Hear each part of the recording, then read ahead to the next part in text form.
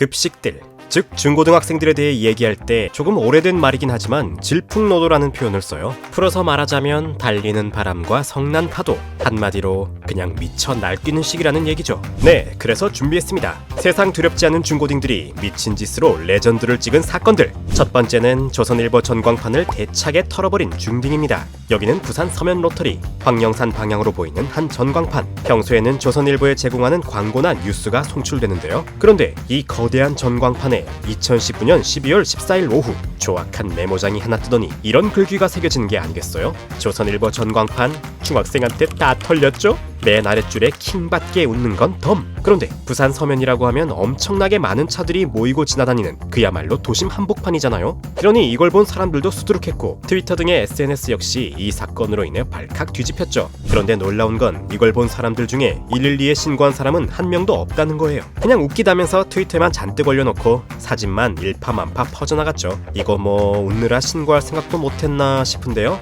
더 골 때리는 건 조선일보 측에서도 이걸 보고 그냥 전광판을 꺼버렸을 뿐 신고는 하지 않았다는 거예요. 하긴 이걸 신고했다가는 국내 구독자 수 1위의 민족 정론지가 전광판을 털려서 곤란해하고 있다고 자랑하는 꼴이 되니까요. 만약 이웃 언론사들이 신나서 다 보도해버리면 조선일보는 쪽팔려서 어떡하겠어요. 이렇게 이 사건은 시민들도 조선일보 측도 신고하지 않은 채 그냥 해프닝으로 끝나나 했는데요. 하지만 여기서 이 전광판 사건을 심각하게 보고 있는 이들이 있었으니 그건 바로 부산 경찰.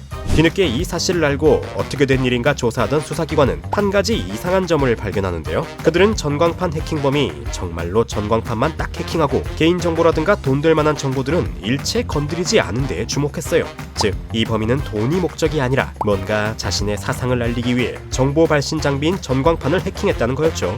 범인은 위험한 사상범일 수도 있다. 이거 오버하는 거 아니야 싶을 수도 있는데 아무래도 수사기관 입장에서는 지금의 해킹에만 집중할 게 아니라 앞으로 더 큰 해킹이나 선동이 일어날 가능성을 막아야 할 필요가 있으니까요. 그래서 무려 국제형사사법기구인 인터폴과 공조를 해서 범인을 쫓게 됩니다. 그런데 의외로 이 범인 말이죠. 무려 인터폴까지 꼈는데도 도저히 잡히지를 않았습니다. 얼마나 신출귀몰하게 도망다닌 걸까요? 그리고 그 와중에 유사한 사건이 또 일어나게 되는데요. 그건 바로 대형 종교단체인 신천지의 홈페이지가 털려버린 거죠. 해킹범은 대담하게도 유일 신교를 표방하는 신천지의 사이트 메인에 불상 사진을 떡하니 올려놓더니 신천지 사이트 중학생한테 다 털렸죠? 라는 문구를 올려버렸습니다. 하지만 신천지는 조선일보와 달리 금방 메인이 복구되었고 바로 이런 공지사항이 올라왔는데요. 현재 신천지 홈페이지가 해킹당했습니다. 이 점 진심으로 사죄드립니다. 해킹범을 원활히 잡기 위해 모두 춤춰주시기 바랍니다. 네, 이 공지사항마저도 낚시였죠. 그야말로 두 번 뒤통수를 쳐버린 겁니다. 뭐 아무튼 조선일보 사건이 있고 딱 365일째 되던 2020년 12월 13일 드디어 부산경찰과 인터폴의 공조수사가 빛을 발했는지 범인이 딱 잡혔는데요. 세상에 진짜로 중학생이었습니다. 무슨 경찰이 예상한 것처럼 굉장한 신념을 가지고선 정보 발신 장비를 해킹한 사상범, 그런 거 전혀 아니고 그냥 중딩. 그러니까 조선일보 전광판에 올린 게 거짓말이 아니었다는 거예요.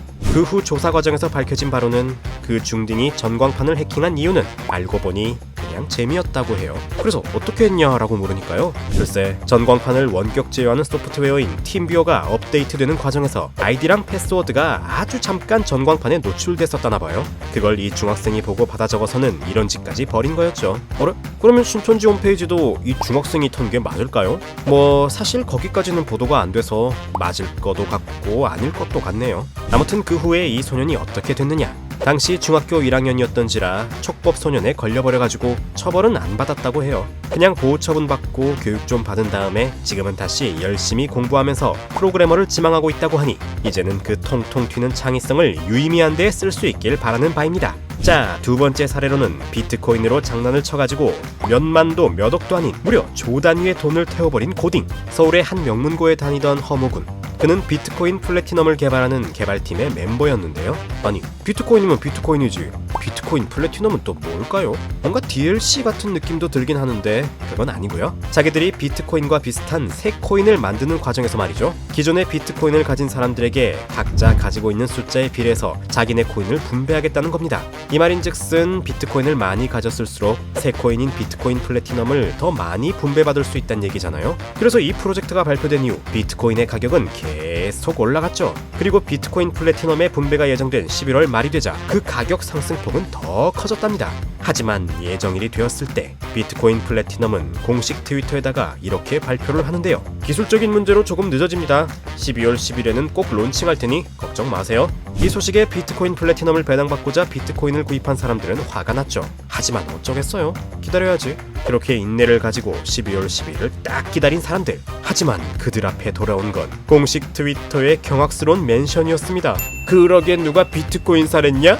숏 개꿀띠. 아니 공식 트위터에서 급식체라니. 그러자 사람들은 멘붕했어요. 비트코인 플래티넘을 분배해준다는 말이 새빨간 거짓이었다니. 그리고 이와 더불어서 비트코인 가격도 폭락했죠. 왜냐고요? 어차피 가지고 있어봤자 비트코인 플래티넘이 분배되는 것도 아니니 너도 나도 코인을 팔아치우기 시작했거든요. 그리하여 비트코인 가격은 코인 한 개에 2017년 12월 8일 18,000불이었던 것이 단 이틀 뒤인 12월 10일 13,000불까지 곤두박질. 이건 전체 비트코인 개수를 생각하면 시가총액이 거의 30조에서 50조 정도가 날아가 버린 거라고 해요. 아니 우리나라 국방비가 1년에 50조를 조금 넘는다는데 고딩의 한 명이 1년 국방비를 다 태운 거잖아요? 근데 허구는 여기서 멈추지 않고 더 뻔뻔한 짓을 했는데요. 그건 바로 이 틈을 타서 비트코인에 공매도를 쳐버린 거죠. 뭐 공매도에 대해 자세히 설명하자면 어려우니 그냥 가격이 떨어지는 데에다가 베팅한 거라고 생각하시면 돼요. 자 아무튼 이런 식으로 다른 사람들의 투자금 수십조를 태워버린 허군. 그래서 공매도로 얼마나 벌었을까요? 네, 단 239만원 벌었습니다. 그걸 또 자랑이랍시고 트위터에 올렸어요. 자 그럼 그 다음은 어떻게 됐을까요? 말할 것도 없이 난리가 났죠. 허구는 페이스북에 얼굴까지 그대로 털려버렸고 전 세계 언어로 된 살해 협박을 받느라 DM이 터져나갈 지경이었답니다. 여기서 한 일본인의 반응이 굉장히 침착하면서도 뭐랄까 섬뜩하네요. 허군의 장래가 걱정입니다. 원한을 사는 일도 있을지 모르겠어요. 30만엔을 위해서 목숨을 팔았다니. 물론 이런 우려를 한 건 네티즌뿐만이 아니었어요. 그가 사는 지역의 경찰서에서는 그가 정말로 변사체로 발견될까봐 2시간마다 강도 높은 순찰을 돌고 경기고등학교 앞에도 경찰을 배치했다죠. 근데 재밌는 사실은 그가 딱히 처벌을 받지는 않았단 거예요. 만약 주식으로 이런 짓을 했다면 자본시장법 위반으로 깜빵에 갔겠지만 코인에 대해서는 딱히 그런 법이 없거든요. 다만 두려워해야 할 건 법의 처벌 같은 게 아니라 언제 칼 맞을지 모른다는 거겠지만 말이죠. 그 후 허군이 어떻게 되었는지는 아무도 모릅니다. 신상을 바꾸고 조용히 살고 있는지 아니면 피해자를 위로하는 재물이 되었는지 알려진 바가 없죠. 원래 사기꾼의 말로는 그리 좋지 않은 경우가 많거든요. 한편 그 뒤로 비트코인 플래티넘도 결국 출범하지 못하고 사장되면서 진짜 사기 코인임을 증명해버렸어요. 정말이지 이래서 코인은 무섭습니다. 근데 이걸 악용하는 사람은 더 무섭고요. 그게 급식이라는 사실은 그야말로 경악스러울 정도. 그러니 항상 조심하자고요. 자 앞에서 본 허군보다 규모는 작지만 또 여러 사람을 골 때리게 한 중딩이 있는데요. 이 중학생이 뛰어논 곳은 바로 인터넷 방송 플랫폼인 트위치였답니다. 이 트위치라는 플랫폼에서는 실시간 방송을 하는 방송인들에게 돈을 쏠 수 있는 기능이 있어요. 이른바 도네라고 하는데요. 도네를 보내게 되면 스트리머들이 그 도네에 딸린 메시지도 읽어주고 때로는 리액션도 해주기 때문에 관심 받고 싶은 시청자들이라면 한두 번씩 도네를 쏘곤 하죠. 근데 애플실이라는 닉을 쓰는 이 중학생은 도네를 한두 번만 쏜 게 아니에요. 이방 저방 다니면서 작게는 몇천 원부터 많게는 수백만 원까지 마구마구 쏴댔죠. 그러면서 몇몇 스트리머들에게는 큰 손으로 인식되기까지 했답니다. 하긴 3개월 동안 3천만 원을 쏴댔는데 큰 손이 아니면 그게 더 이상하죠. 근데 중학생이 무슨 돈이 있어서 이렇게 도네를 하는 걸까요? 그 말에 애플시리는 이렇게 답했어요. 나 사실 대전 시티즌 선수고 동생 발레하고 본가가 영국임. 그래서 돈 많음. 군대 가기 전 공백 기간에 인방 본 것뿐. 그럴듯한 애플시리의 서사에 사람들은 다들 그러려니 하고 믿었고 스트리머들도 큰 손의 돈에 즐거워하고만 있었을 뿐이었죠. 하지만 그러던 어느 날 스트리머들에게 청천벽력 같은 서신이 한 편씩 도착하게 되는데요. 그것도 충남지경 광수대 명의로 말이죠. 그 서신에 따르면 애플시리가 보낸 돈에는 자기 아빠의 카드를 훔쳐서 빼돌린 돈, 한마디로 작물이었던 거죠. 심지어 그 돈은 아빠가 사업을 하기 위해 은행에서 대출받아온 돈이었다고 하니 애플시리는 절대 건드려서는 안 되는 돈을 건드리고야 만 거예요. 결국 수사기관의 중재로 스트리머들은 애플시리의 돈을 돌려줬다는데요. 정말이지 중학생의 치기 어린 플렉스에 아빠도 스트리머들도 상처만 남은 씁쓸한 사건이 되고 말았습니다. 근데 그거 아시나요? 애플시리 같이 부모님 돈 털어가지고 거액의 돈을 도내했다가 이렇게 환불하는 사건들 말이에요. 거의 1년에 1000건 가까이 발생한다고 해요. 세상에 이 나라에 애플시리 같은 사고뭉치가 그렇게나 많다니 정말 환장할 일입니다. 자 이번엔 인천으로 가보죠. 여기에 한 고등학생 송모군이 있는데요. 송군의 취미는 다름 아닌 운전입니다.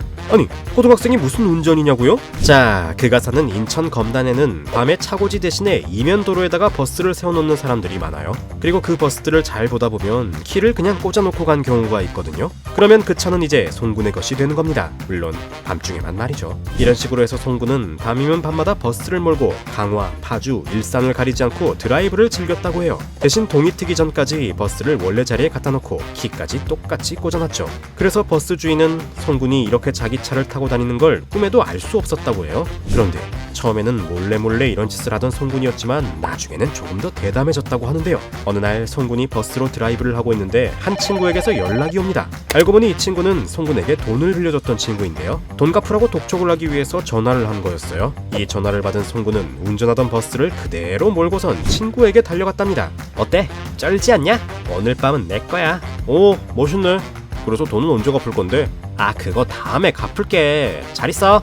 세상에, 돈을 갚으러 간 게 아니라 전화가 온 김에 버스를 자랑하러 간 거였어요. 근데 친구 입장에서 생각해봅시다. 돈 갚는 줄 알았는데 자기가 훔친 버스만 자랑하고 간다?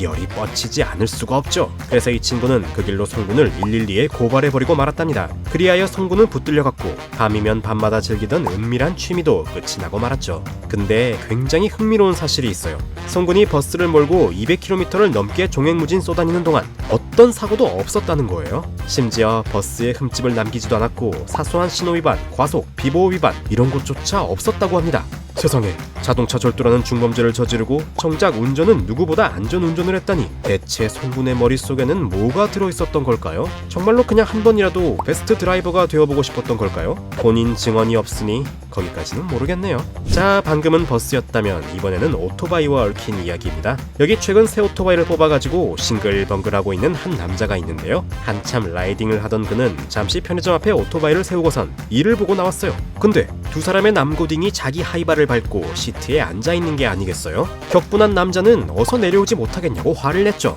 그러자 고딩 두 명은 도리어 역정을 내며 비싼 오토바이도 아닌 것 같은데 뭘 그렇게 유세를 부린대? 하고 오토바이를 걷어찼어요. 그러자 오토바이는 옆으로 훅 넘어갔고 불행하게도 보도 연석에 제대로 부딪히면서 반파가 되고 말았답니다. 그리고 멘붕하고 있는 오토바이 주인을 그대로 냅둔 채 고딩 두 명은 그대로 튀어버리고 말았죠. 자, 이제 오토바이 주인은 가만히 있을 수 없게 됐어요. 어떻게든 그 고딩들을 잡아서 매달아 버려야겠다고 결심했고 그대로 편의점으로 뛰어들어가서 CCTV를 확보한 뒤 경찰에다가 그들을 고발해버렸죠. 그 과정에서 더 기가 찬 사실이 밝혀졌는데 그건 바로 그 고딩들이 오토바이 주인의 고등학교 후배였다는 겁니다. 암튼 경찰에 출두한 고딩들, 그들은 경찰 앞에서 뻔뻔하게 선동과 날조를 하기 시작하는데요. 실수로 오토바이를 넘어뜨리긴 했는데요, 저 아저씨가 심하게 패서 도망간 거라고요. 게다가 고딩들 중 한 명의 어머니도 그들의 편을 들었어요. 아니, 오토바이 얼마나 한다고 애들을 경찰에 오라가라 한답니까?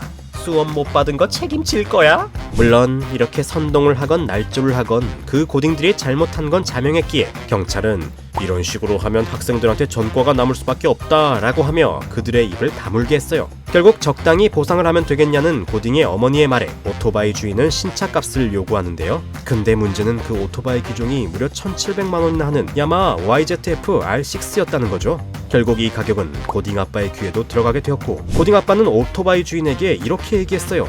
아이고, 사고를 빌미로 한몫 땡기려는 줄 알았는데 진짜 1,700만 원이 돼요? 그리고선 이런 말을 덧붙였답니다. 돈은 다 배상할 테니 애들 좀 패주시오. 학교 선배라고 하지 않았어. 하긴 자기 아들이 밖에서 폐악질 부리다가 레이 풀옵션 한 대를 날려먹었는데 아무리 아빠라고 해도 화가 안 나겠어요? 이해가 되는 부분입니다. 물론 오토바이 주인이 진짜로 그 고딩들을 팼는지 안 팼는지는 모르겠네요. 자, 지금까지 중딩 고딩 얘기들만 잔뜩 한 것 같은데요. 이쯤에서 초딩도 한번 나와줘야겠죠? 때는 2012년 한 지하주차장에 세워져 있던 연두색 람보르기니에 때 아닌 눈이 소복히 쌓였습니다. 잠깐, 그럴 리가 있나요? 이건 사실 아파트에 사는 초딩들이 소화기를 들고 장난치면서 이렇게 만들어 놓은 거라고 해요. 심지어 차를 소화액으로 다 덮어놓은 걸로도 모자라서 본네트며 루프며 올라가서 방방 뛰고 놀았다고 하는데요. 차 가진 분들은 생각만 해도 끔찍하실 겁니다. 심지어 이 차는 2007년에 출고된 람보르기니 무르시엘라고로 출고가가 무려 4억 9천이나 된다고 해요. 그 가격이면 당시 수도권 아파트 두세 채는 살 수 있는 돈이라고요. 그러니 이건 그냥 재물 손괴 사건이 아니라 초고가 사치품을 너덜너덜하게 망가뜨린 초대형 사고. 그런데 이게 워낙 큰 사건이다 보니 사람들 입에 오르내리면서 소문이 점점 커졌어요. 예를 들어서 루프와 엔진룸이 전부 파손되어 버려서 수리비가 1억 5천이 나왔다거나, 그래서 애들 4명한테 인당 4천씩 청구했는데 부모가 합의를 거부하는 바람에 차주가 아예 새 차를 요구했다거나, 심지어는 차를 수리하기 위해 이탈리아 람보르기니 공장으로 보냈고 이 때문에 람보르기니 본사에서 애들 부모에게 구상권을 청구할 거라는 등 근거 없는 소문들이 인터넷을 유령처럼 떠돌았죠. 하지만 그 후 밝혀진 진실은 사람들의 예상보다는 의외로 소박했으니 다행히 루프가 내려앉거나 엔진이 망가지거나 하진 않았다고 해요. 하지만 그 영롱하던 연두색 도장이 다 깨지고 망가져버리는 바람에 약 6,600만원 정도의 수리비가 나왔다죠. 뭐 불행 중 다행이긴 합니다만은 그래도 인당 거의 1,700만원을 물어줘야 하니 부모들 속이 좀 탔을 겁니다. 진짜 이런 거 보면요, 남의 물건 건드리지 말라는 거, 그리고 밖에서 흔히 보는 물건들도 생각외로 엄청 비쌀 수 있다는 거 어렸을 때부터 확실히 가르쳐야 한다니까요. 지금까지 급식들이 일으켰던 온갖 사건 사고들을 보셨는데요. 물론 급식들이 매번 사고만 치고 다니는 건 아닙니다. 2010년 3월 1일 한일 양국의 네티즌들이 디도스 공격으로 싸웠던 사이버 전쟁. 여기서 한국은 일본 최대 커뮤니티인 이 채널을 완전 가동 불능 상태로 만들면서 승리를 거두었는데요. 이때 혼란을 틈타 이 채널 메인에다가 태극기를 내걸었던 것이 바로 당시 15살의 중학생이던 김준엽 군이었습니다. 그러니까 적의 성문에다가 아군의 깃발을 갖다 달아버린 거죠. 지금 김준엽 군의 근황을 보니 개인정보 유출, 사이버 성범죄에 대응하는 IT 회사의 대표로 있다고 해요. 왕년의 사이버 전사가 이제는 그 재능을 살려서 좋은 일에 쓰고 있는 것 같습니다. 이렇게 보면 급식들이 가진 특징은 정말이지 빠꾸가 없고 담대하다는 겁니다. 어른들이라면 무서워서 못할 일을 급식들은 아무렇지 않게 해내니까요. 물론 그게 사건 사고로 이어져서야 좀 곤란하겠지만 말이죠. 그럼 지금까지 막장 급식 사건 사고들을 알아본 지식의 신이었습니다. 감사합니다.